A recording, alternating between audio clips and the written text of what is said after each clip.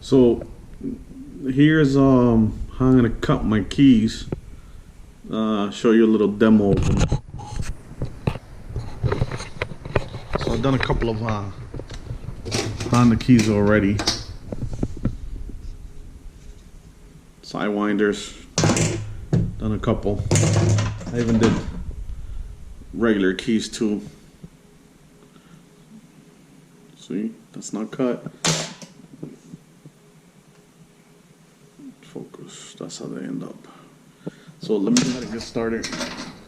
So I could get most keys if you give me a couple of days. I can put out some Honda keys.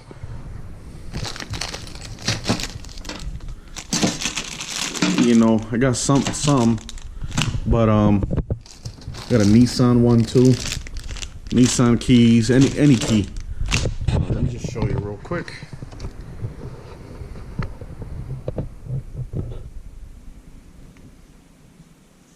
So I already set them up, but let me start this. And my machine is portable, so I could go wherever your car is. All you gotta do is get the key.